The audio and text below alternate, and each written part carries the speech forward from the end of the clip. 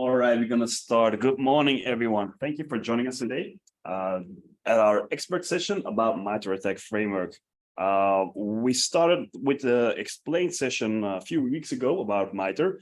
So this is actually a more deep dive technical follow-up session about Mitre. For those who didn't follow the explained, there's a recording available. We will also send the link afterwards. Again, this is a more expert session, so deep dive technical. We're going to do a quick recap about Mitre. So it may be possible you're going to see something you already saw before, but it's just a quick recap. And then we're going to do deep dive together with the other guys here today. So let me introduce myself. My name is Stan van Holf. I'm a business development manager for emerging technologies at Exclusive Network. I'm also responsible for adding the new disruptive vendors to our portfolio. I've been at Exclusive for over almost 6 years now. But I do have a technical background, so I started out as a pre-sales, now more focused on business development. Already have some history in IT security, and we do a lot of awareness sessions also. And we do explain sessions about SASE, Mitre, Active Directory security, and so on. But I'm not alone here today. I'm also here with my colleagues, Davey and Yuri. Hey, good morning, everybody. So my name is Davey. Well, our slides are going back instead of forward. There we go. Good morning. So yeah, I'm Davey. I'm a senior cybersecurity consultant. I focus as well on emerging technologies, but from the technical side. Most of my time also goes into identity security. I love open source, a bit of coding when I have time, some red teaming, but really from a noob side, to be honest. I have a background in network security, and yeah, I focus at Exclusive Networks on new cybersecurity technology, new emerging vendors, get them to the market, the ones that are very promising and have a nice technology behind them. And then we have also Yuri here. Hi, my name is Yuri Doga. I'm also a senior security consultant at Exclusive. I mainly focus on network security automation and a bit of Linux. I've been working IT security for more than 7 years now, and I focus mainly on F5 and Fortinet.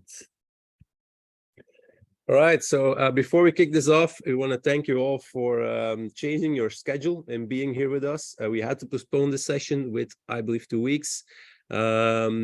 The reason is on the screen, kids and viruses and everything that comes with it.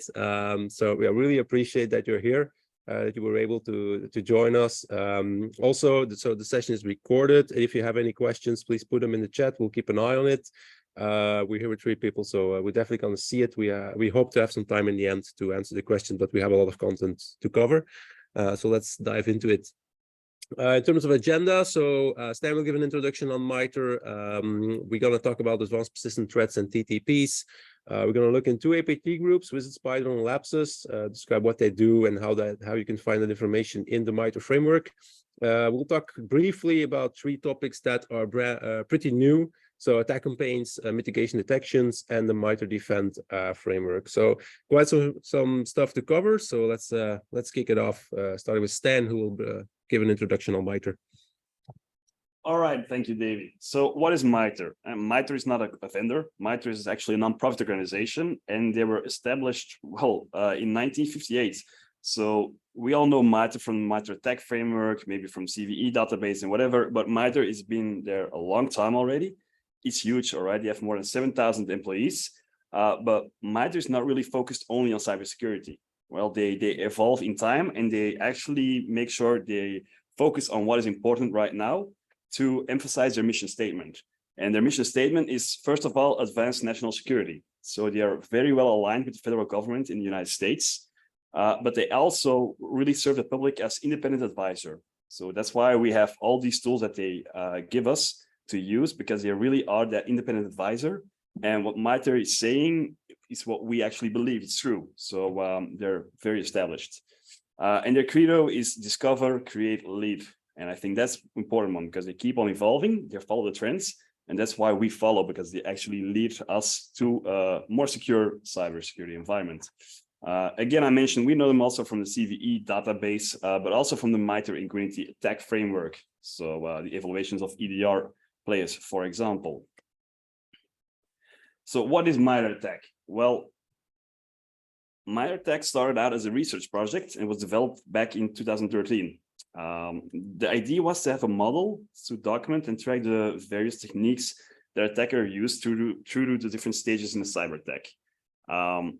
We already had the cyber kill chain, but that was not really already there yet. So they really needed a framework, and it was actually named for the data it collects. So you get, first of all, your adversarial tactics, and those are the 14 tactics we all know, starting from the recon phase to the data exfiltration and everything between them, but also all the different techniques. And the techniques are evolving all the time because we see new attacks out there and all new techniques being developed. There are over 190 techniques and even more than 400 sub-techniques. So that changes a lot. And then last part, the column knowledge, also known as the procedures. And there are over thousands of procedures, and they're being developed new procedures all the time. Mitre Att&ck came out for the public back in 2015, but it keeps on evolving because when it came out, I think it was like 7 or 8 tactics, and now we already have 14 tactics. So it keeps on evolving, and which is necessary because, of course, cybersecurity keeps on evolving also. So why Mitre and not the cyber attack kill chain? Because most people also already know the cyber attack kill chain. That was first. Well, the idea was that the cyber attack kill chain gives you a good overview, which is good, but you don't have a common framework to use as a way to measure something. You want to make sure that you have more detail. You want to see, okay, how is that attack evolving? What tactics are they using? So you can see, okay, maybe another company in the same sector was breached in a certain way. How can we see, are we secured in that specific type of attack? And with the cyber kill chain, you don't have that granularity. That's why we need a common framework. And that's the whole idea with the goal of Mitre Att&ck.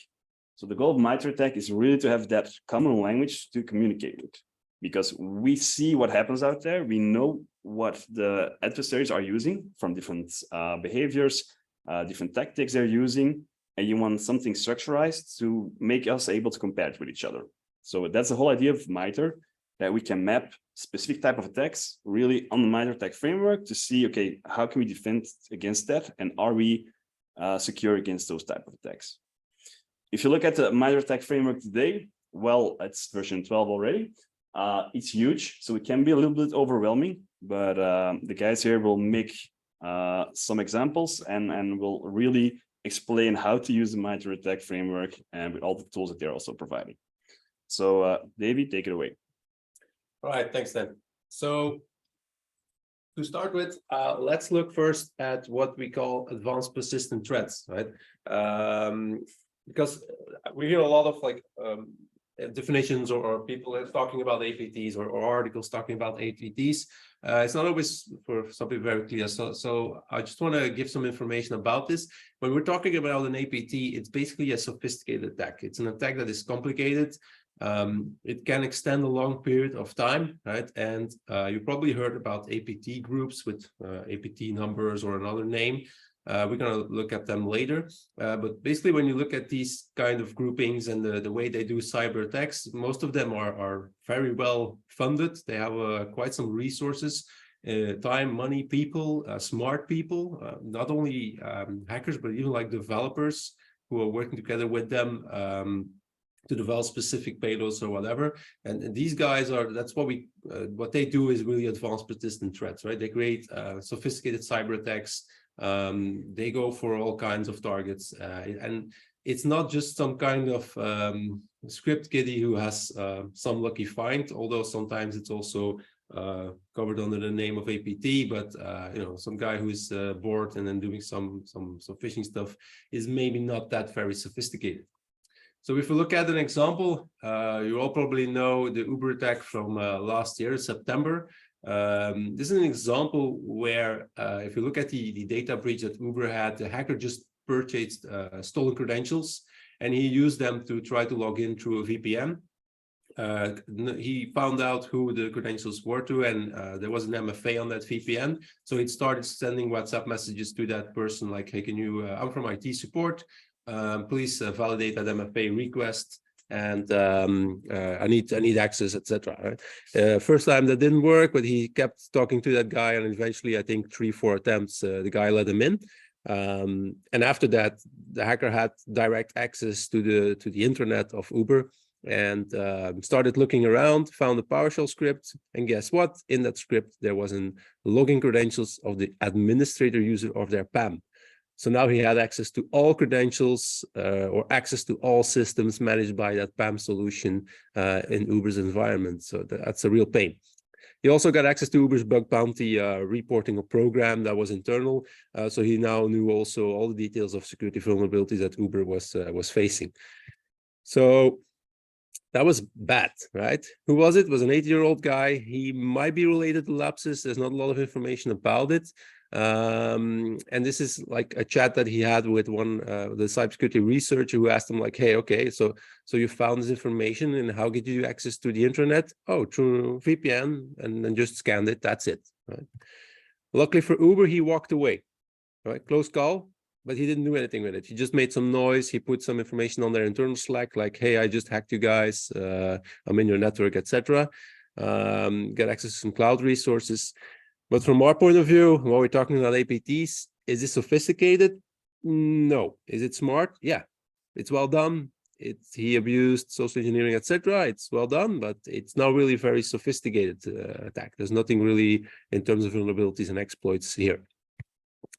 Looking at another example is a SolarWinds hack, also from a few years ago.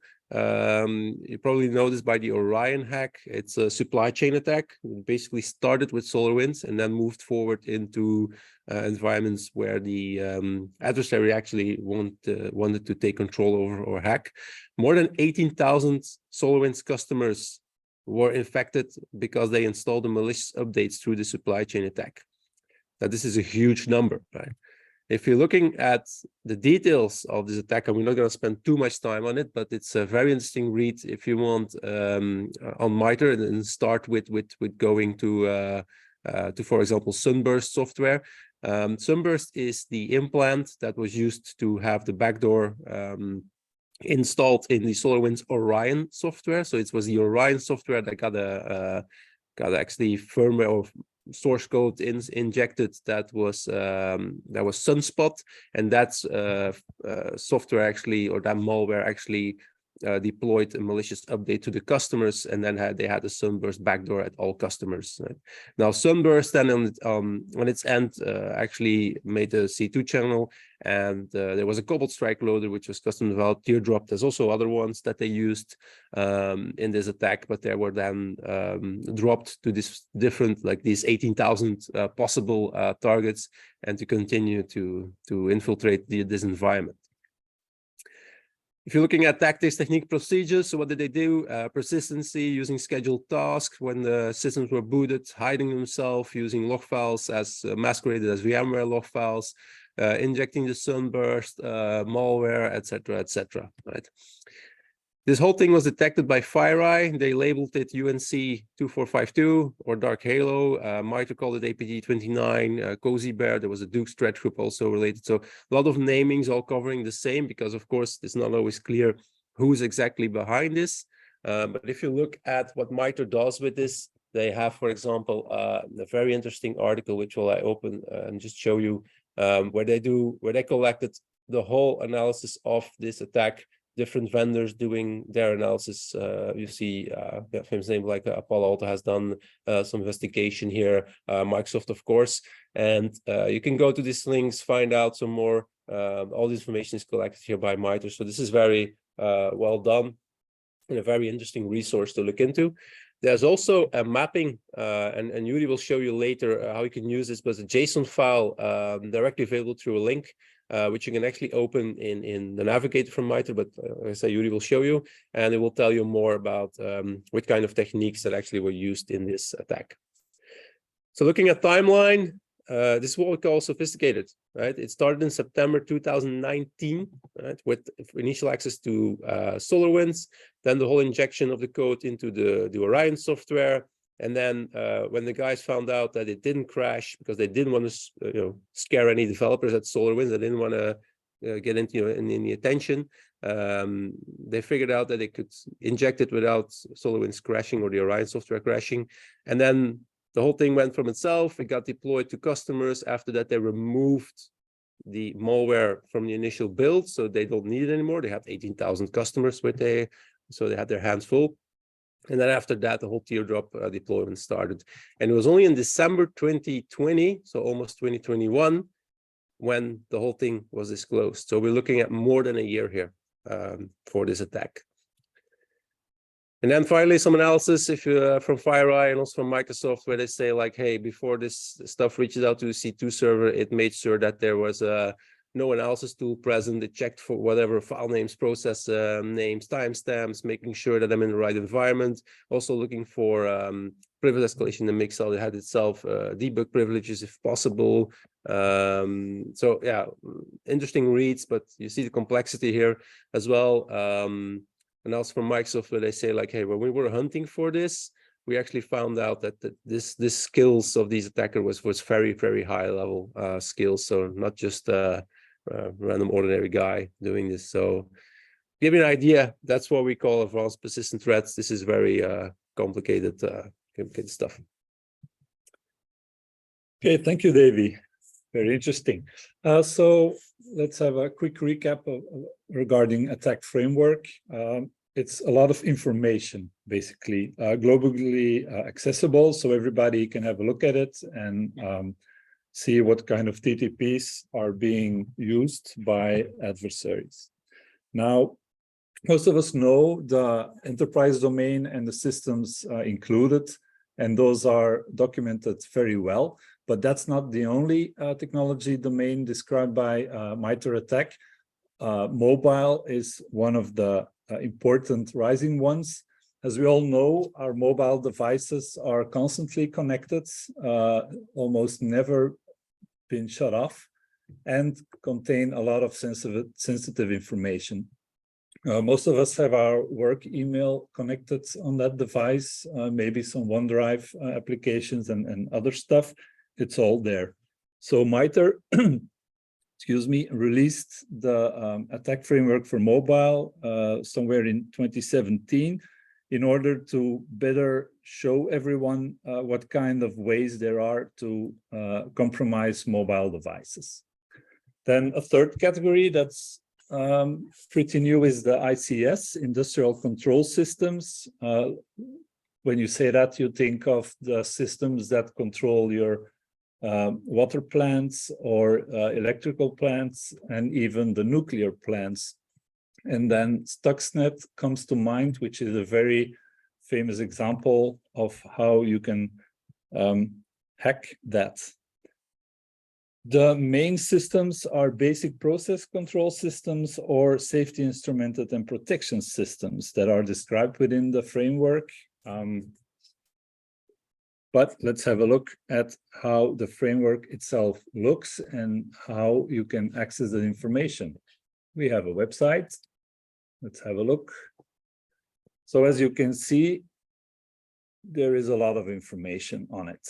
On the left, you can see the three different domains that I just mentioned, with every category has its own techniques shown. And if you click through to any technique, you have the basic description of the technique, a very important unique ID for every technique and also a sub-technique, possible mitigations, detections, and a lot of references with deep dives and very good reports. On top, we can find the classifications of all the tactics, the techniques. All these subjects will get deeper into later. Data sources, which are, for example, Active Directory, but also containers, commands. Davey will explain later. Mitigations are ways to prevent or protect against different techniques. The groups will get into, as you can see, there's a lot of groups already active or have been active, and then we'll dive deeper into lapses and Wizard Spider later on. We also have a huge list of all the software that can be used. Campaigns is something relatively new. There's not a lot of information yet, but we'll explain later. And then if all this information is still not enough for you, yeah, you can have a look at the blog, which gives even more info. Now, the website gives you information, but what if you want to do something with that information? Enter ATT&CK Navigator. ATT&CK Navigator is a tool, open source tool available for free on GitHub. Let's have a look. You can host it in your own environment and then use all the information from the website using this tool. I'll quickly give an example how it looks. So it works with a layered structure. You first create a new layer where you can choose one of the 3 technology domains. As today, we mainly focus on the enterprise domain. Let's have a look at that. It's the same lists that you find here, but now you can start manipulating them, like selecting them, giving them a different color, but also export them to Excel and do your magic with that. You can show all the sub-techniques, for example, which are even more. But I'll show you a nice example how you can, for example, use this navigator. Let's take the 2 groups. So I'll upload the lapses file that I prepared for today. Yeah, and I just want to add, while you're opening this, I just want to add, if you click like what you did on the new layer, this is where you would open like the URL that I showed you in the beginning with the JSON file. Yuri is now opening local JSONs on the system, but there you can open like a quick URL. If you have something that like, a vendor provides you, or they provide something like Mitre covers and they provide the JSON, this is where you could open it and you know, see the call, start adding notes, etc. No, sorry, continue. No worries. I'll also create a JSON file for Wizard Spider and shows which techniques they use. And then finally, if you're very interested, you can open the comparison file, which shows you the blue ones being lapses, the yellow ones being Wizard Spider, and then the green ones are the overlaps used by both groups. So as you can see, you can use this tool to show those differences, but also if your vendor covers certain areas, you can use this navigator to select them and then give them a different color and tell your management, okay, we're covering this area already with that vendor. We really need to look at this or this technique and see that we are protected against that. So that's what I wanted to show you about the navigator, and then Davey will give you further updates. Yeah, I just want to briefly cover like the version we're in. So I think Stan already mentioned, but we're now in currently version v12 since October, actually 12.1, I believe November. Just a quick idea of like where can you track this? Of course, on the Mitre website, there's a link where you can find the updates, sort of a release notes of this version. It will show you like new campaigns, new techniques that changed, that got an update, and every technique has a version on itself.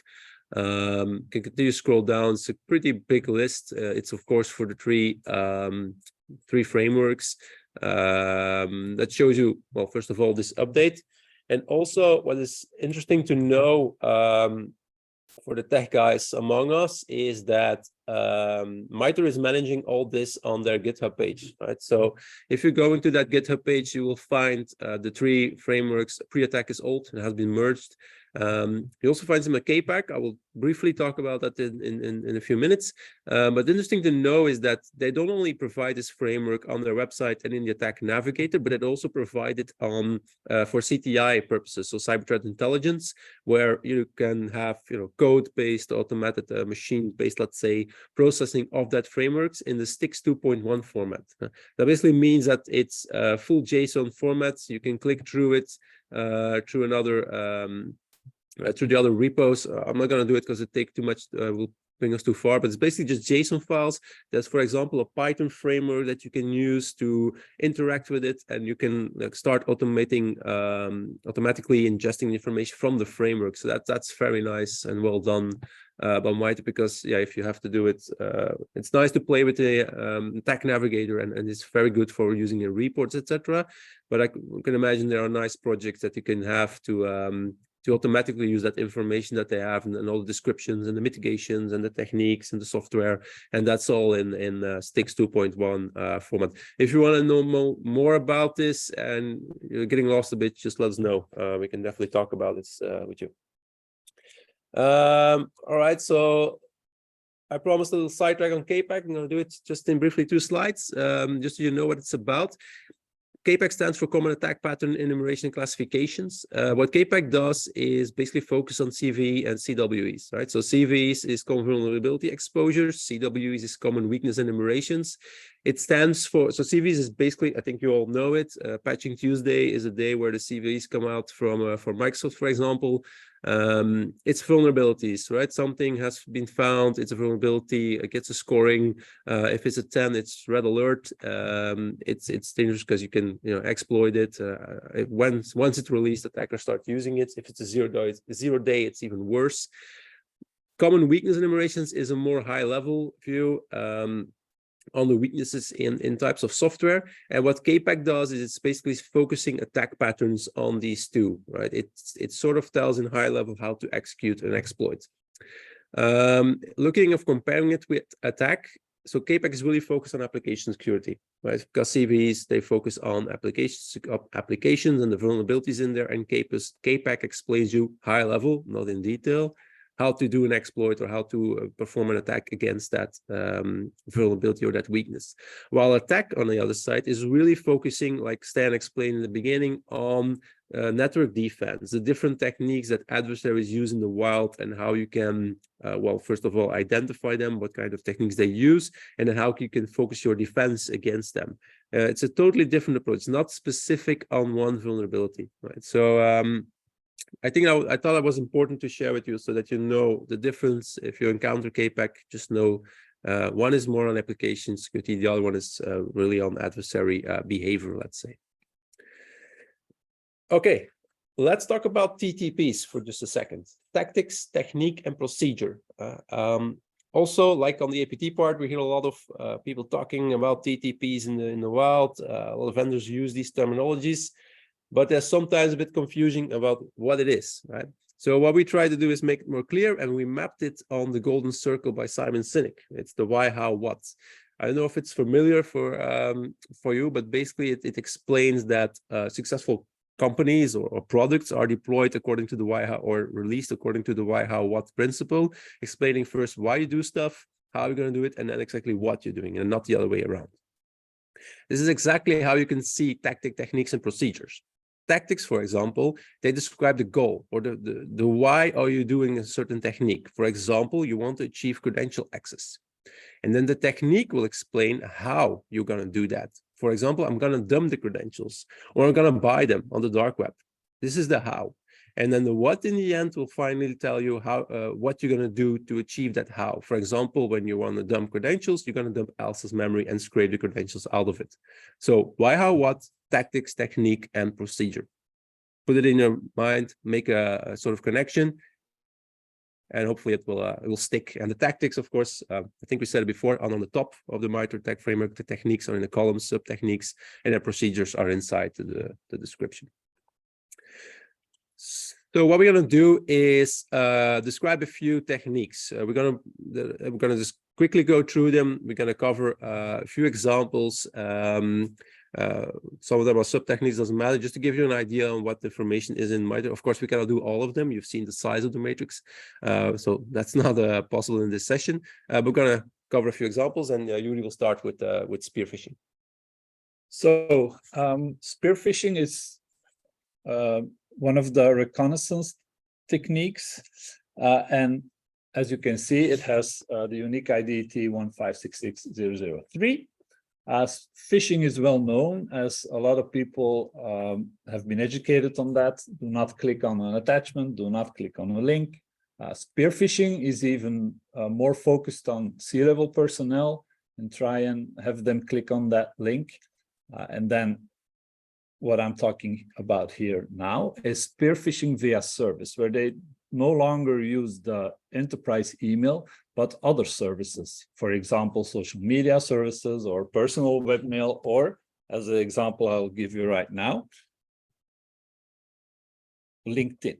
So Interception by Lazarus is a campaign that was that has taken place where the attackers created fake HR LinkedIn profiles of existing companies, and then also made fake job offers and tried to convince people within the same sector to open a certain file.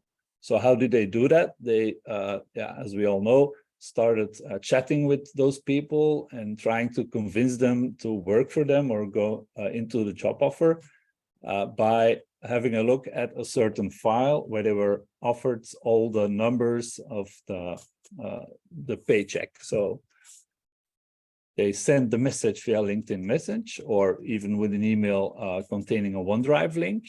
Behind that message was then a RAR archive, which on itself contained a link file. And then once opened, it definitely opened the PDF file, which then showed the numbers.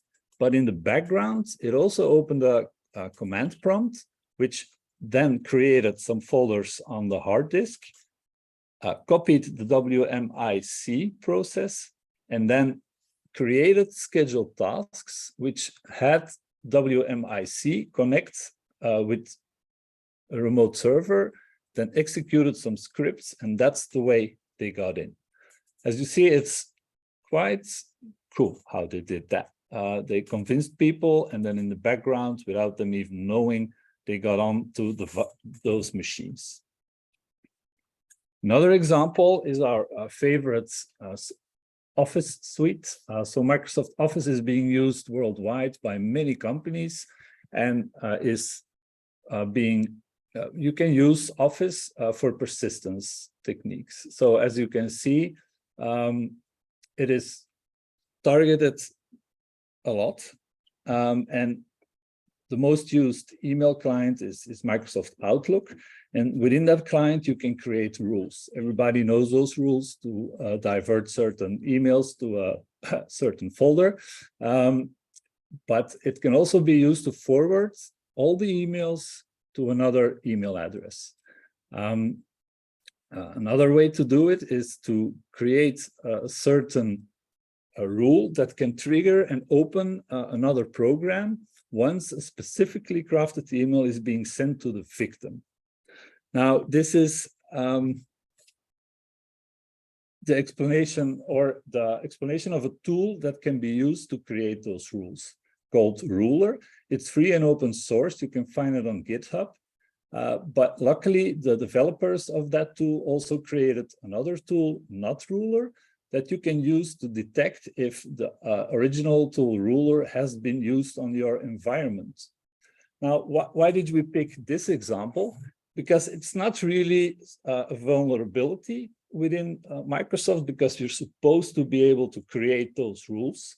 However, MITRE shows you that attackers can use this way to try and get access in your environment. So if you look at the whole framework, there are several of these cases that you can use to better defend yourself.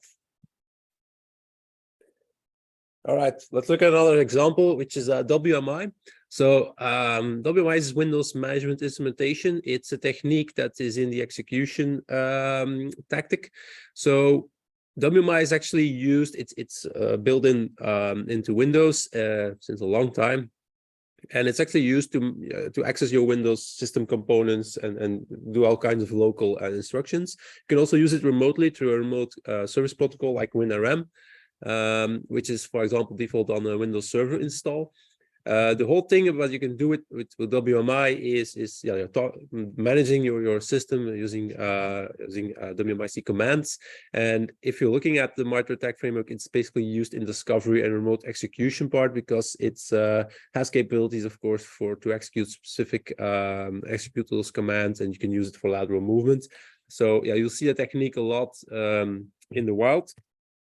One technique that is related to it is WMI Event subscription. Again, it uses WMI, but now it will be based on event subscription, which means that you could have filters, providers, and consumers installed, and then they trigger based on a specific event, for example, system boot or whatever.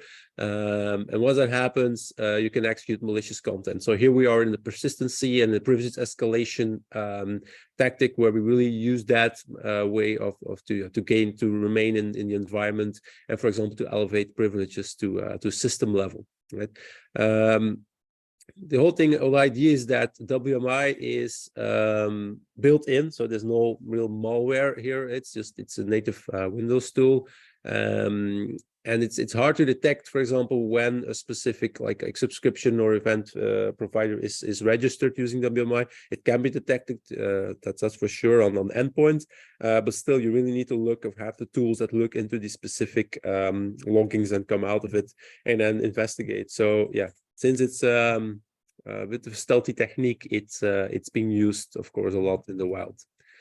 Looking at process injection, which is another one. Process injection really injects code into a process in order to evade defense, and the whole idea is also to elevate privileges when it's abused. So we're really into the privilege escalation tactic here. One of the examples is dynamic link library injection, or DLL injection. The idea is to inject the DLL into a live process, and then like classic antivirus solution or whatever, when they look at processes, they will not see that this malicious code injected, for example. So you get a defensive evasion capabilities. Now, what does that mean? I mean, it's a very famous, very complex to understand technique. First of all, DLL versus executable is that a DLL is basically a bunch of functions that you put into a library, and then it's loaded by a program, so it cannot run on itself, right? An executable, so a PE, a portable executable program, is different. It has an entry point, you can start it, it runs processes, different threads, it runs on its own, and this is the process that will open a DLL. So when you want to inject malicious code into a DLL, or what adversaries do, is what they do is they're gonna load their own DLL into another program's memory space, right? So that their code will run in the context of the program, for example, on the anti-authority system. And then you basically can do whatever you want. You can do that using native Windows API calls. And there's another famous technique that is, for example, in the Cobalt Strike beacon, has capabilities to use a reflective DLL injection, which is based on reflective programming. All this information, I don't know if we mentioned it already, but all the things that we say here comes from Mitre framework. We start investigating there, look at the techniques. You see a screenshot of S0154, which is the Cobalt Strike software, and then say, hey, it has the ability to load DLLs via reflective injection. There's some references to it, and there you can start reading more and more. If you want to read more about reflective DLL injection, make sure you have enough time, because it's a pretty complicated, very cool technique. So after that said, we covered already quite some material. We want to look into two APT groups that are also described in the Mitre framework. One of them is Wizard Spider, which you will do, and then afterwards we'll talk about lapses. So yeah, Wizard Spider. It's a Russian-based APT group that's been active already since 2016, which mainly goes for finances. It is very successful, unfortunately, and considered one of the most wealthiest groups out there, which gives them a lot of advantages. So they can delegate their work to different groups. One group does phase one, and then the other phases are being distributed about other groups. An example follows later. But they can also specifically create new software or find experts on certain areas to go for that. Ransomware campaigns are targeted against all types of countries. In this slide, you can see all the techniques that they are using. As you can see, it's astonishing how many of them they are using. The way they work is they use large spam campaigns to try and get into companies like I described before. That was a way how they could get in. And then once in, another team takes over and they start scanning the whole environment for valuable targets in order to deploy Cobalt Strike suite. And then once targets have been acquired, they start collecting information. Once all information has been collected, they deploy a ransomware, mainly Conti, which is a very well-known ransomware strain. And then the damage is done. Let's have a look at what Mitre has to say. You see a short description, other group descriptions, but then again, all the techniques where you saw the screenshot just now, and more importantly, all the software. As you can see, they have a lot of knowledge. They use a lot of software, Empire, Grim Agent, Mimikatz, but also the smaller ones, Ping, ATT&CK are mentioned here. And TrickBot is the one they've created themselves and are infamous for using. I'll go a bit deeper on that. So TrickBot was a small banking Trojan, but is now a very big suite of tools. And here again, you can see everything that only TrickBot can do. So how does it work? So once the malware has dropped the executable, it copies itself into multiple Windows folders, so that even if one copy is cached, the other ones can still operate. It then establishes communication with the command and control servers, passing along some basic processor architecture, because as you know, you have ARM, you have AMD64, all different architectures. And then according to a specific architecture, the correct modules are being imported on the device. And then the right information can be sent over to those servers. In order to stay persistent, they also create a scheduled task every 15 minutes in order to keep that connection up and running. Then batch scripts are being distributed and deployed to using PowerShell. And then once all systems have been compromised, the malware also deploys self-deletion techniques in order to make life for the blue team very difficult. And that was it. That's what I wanted to say about Wizard Spider, and Davey will talk a bit about the next group, being lapses.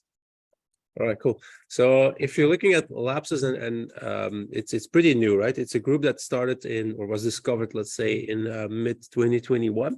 Looking at its victims, they're not small. They target big organizations. I think one of the famous latest ones that they did was Okta, but they got into Samsung, Nvidia, covered big organizations. They even, you can see in the screenshot here, they hacked big UK telecom operators, and they say, look, we have all your data, pay us $4 million and we will just delete it, and we don't have it anymore. So it's big stuff that they did. So before I continue on them, I just want to quickly go to the ATT&CK website and show you what they have on it. So of course, a small description, also a link to DEF0437, which is a name Microsoft gives to this group, because every researcher they give or does different naming sometimes. So it's interesting to know that this is the same. And then the techniques that they use listed here, and in the end also software, but they use a lot of Mimikatz, some other tools, but they're not listed here yet. So an update that Mitre needs to do. By the way, Yuri already showed you some coverage in the MITRE framework. That's not something we do manually, right? So here on, for example, a group, you have ATT&CK navigator layers. You can download it, or you can just directly view it on the navigator. You just click on it, you open it, and you will get a screen showing you like, hey, this is the techniques that this group is covering. So no need to do this manually, just for information. Same can be done on software, by the way. So for example, if we go to Mimikatz, what this group is using a lot, you can see here again, navigator, we click on view, we'll open the navigator, and here we click on OK. If you get a question sometimes like, hey, when you up it on a new version, don't do that, because there's not always a direct automatic mapping. It will open it just in an older version of Mitre Att&ck. And here you can see the coverage, for example, on for Mimikatz, what Mimikatz is capable to do: SID history injection, DC sync, LSA secrets, etc., etc. So always good to have this mapping directly one click away. So looking back at Lapsus, so what they do is they specialize in large-scale social engineering. So they do a lot of destructive work. They just want to destroy stuff. They're not always financially focused. Maybe more in the beginning, the last stuff that they did was just about to make noise, to say, here we are, we destroyed your environment.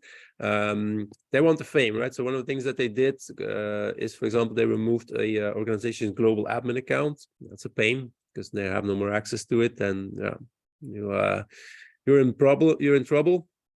Another quote, for example, from analysis from Palo Alto Networks, where they said, like, we did an analysis and we found out that they destroyed over 1,000 virtual machines in an organization's cloud environment.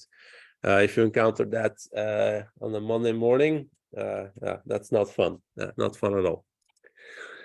So yeah, again, here a screenshot of what I showed you, the coverage from Lapsus on different techniques. So you saw how you get there.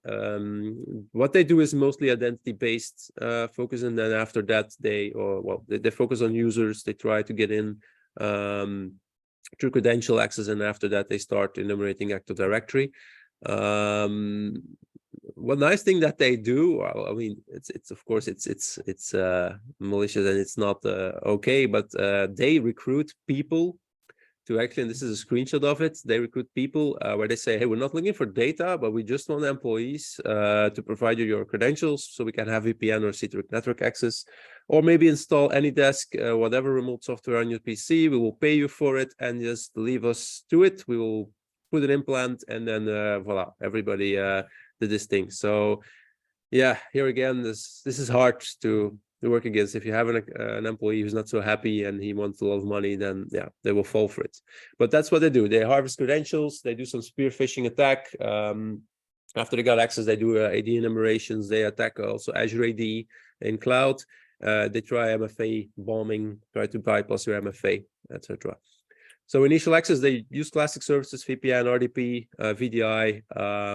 They focus on identity providers. But once they got in, yes, like I said, they use Mimikatz. They do DC sync attacks to extract passwords, get some Kerberos tickets from memory. They start exploring Active Directory using AD Explorer. That has been seen. Also seen they're using the Redline malware, which is a data harvesting tool to extract all kinds of information, like credentials or cookies from browsers, and try to use them. With only one goal: delete, destroy whatever they find, and make some noise, and once in a while ask for $4 million. How can you mitigate against them? Well, it's hard to start with, but look at your network hygiene, look at your Azure AD, Active Directory hygiene. If you want information on that, get in contact with us. We can help you with that for sure, together with our solutions. Strengthen your MFA, right? Don't use text messaging, right? SIM swapping is not so hard. Use MFA on VPNs, RDPs internally. Use MFA everywhere. Get a UEBA. Make sure you have a SIM solution to, if that employee falls for their money and goes for it, that your UEBA can see the abnormal activity for that user, for example, for that employee.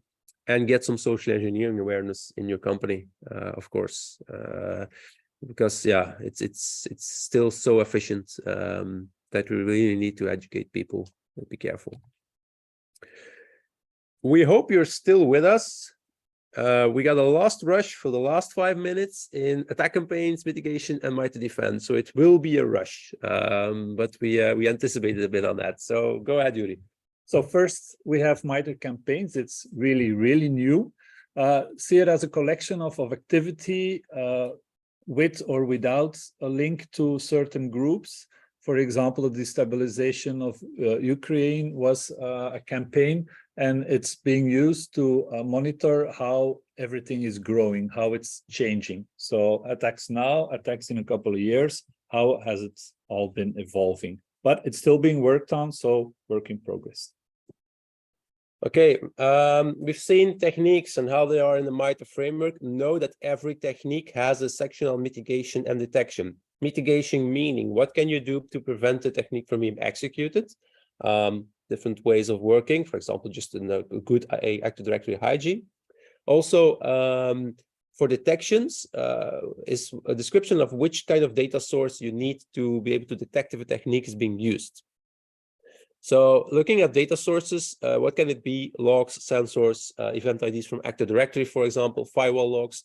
But this is quite noisy. You don't need everything, right? So what you would typically do is, and what Mitre describes as data components, is get specific information from these data sources. For example, Active Directory would give you a list of, and it's on their website again in that section, they give you a list of specific event IDs that you need to detect a certain technique. And then if you ingest those event IDs into your UABA or SIEM solution, then you got the information that is necessary. All the other event IDs are not relevant for that specific technique. Same for firewall logs if you want file access logs, etc. So it's a good start. I think it needs more work, but it's a good start to give you a bit of a defender side, like what can I do, right? For an example, and I'm not going to dive into it because I don't have time anymore, but if you look at this technique, it's Kerberos, how to for Kerberos tickets, golden ticket, silver ticket attack. Hope it's familiar. You can go to the technique, and at the bottom of the page, I'll quickly do it. It only takes a second. Get some information, and here you can see mitigations and detections listed. For example, you need to look at Active Directory credential access event IDs. There we go, right? So yeah, very quick, but know that it's there. And finally, we have Mitre Defend. It's also part of Mitre framework, but from the other side, from the blue side more.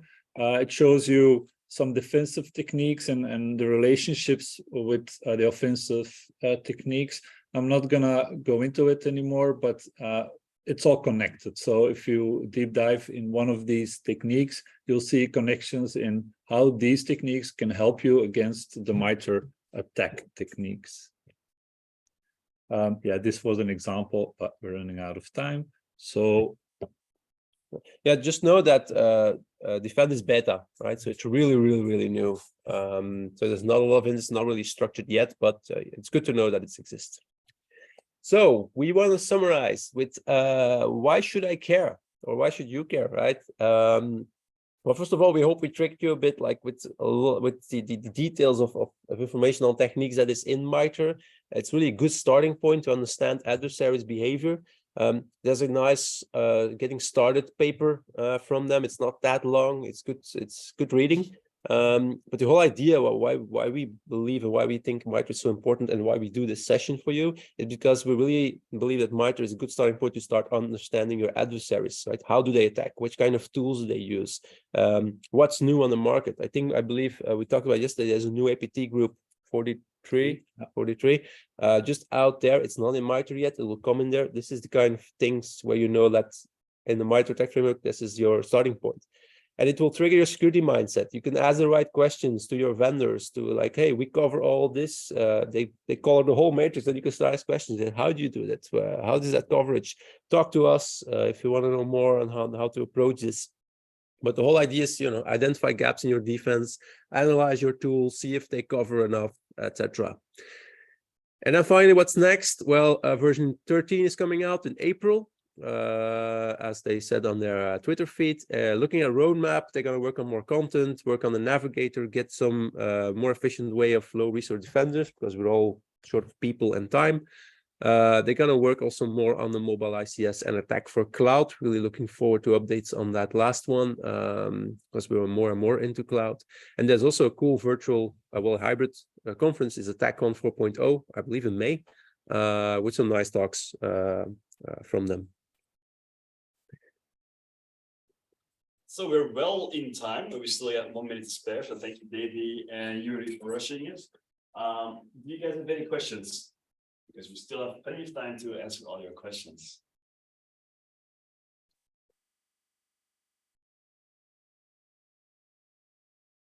"30 seconds, to be honest."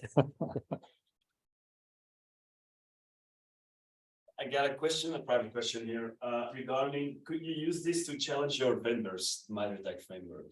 Who wants to take that one? Yeah, sure. I'll answer it. Yeah, exactly. I think that is the point here is what you see typically, and also in ingenuity reports that you described, Stan, in the beginning, is where vendors they some testing is being done, and then they say like, hey, this is what we cover. We've seen stuff that they color almost the whole ATT&CK framework. I mean, every technique, but when a vendor fills in the technique and says, we cover this, they cover maybe a certain sub-technique or an aspect, start asking questions, right? It's this is a good starting point where you can take an empty one, start coloring in what the vendor claims, and then start asking questions on that. Okay, how do we do this? Do we cover it all? I've seen this group doing that. Is that covered? And have an open discussion with them. Involve us if you want. But it's a good starting point, and it gives you a sort of a hole to talk with your blue team and maybe SOC and whatever, to see like where are we in the field. All right, and then another question, last one. Do you start with the defenses or do you start with the potential attack? In terms of yeah, where do you start? I think if you have, so you're looking at solutions that cover, of course, existing APT groups or existing techniques. That there's a lot of techniques there. They're not all that same important, or they'll have all the same importance. Look at what APT groups are doing. Look if they focus on your type of company, for example. If you're in healthcare, some groups really focus on healthcare, or if you're industrial, you know, you need to look at other kind of techniques, and then solutions that people, you know, you get vendors and they start talking to you about that they cover all this. Put it on the table and ask them, okay, how do you cover this? Because this is what famous APT groups for example, healthcare, they attack hospitals. You're in a hospital. Okay, you put it on the table. This is what these groups do against hospitals. So you sort of mix it. You're looking from an attack side of view, and then the defender that you need the tools to defend against it. You can analyze them and ask them, is this covering it? Well, that's my focus, my idea about it. All right, thank you, Davey and Yuri. I think that's clear. Thank you guys for joining us. If you have any more questions, you know how to reach out to us, and see you until next session. Thank you. Enjoy your day. Thank you. See you. Thanks. Bye.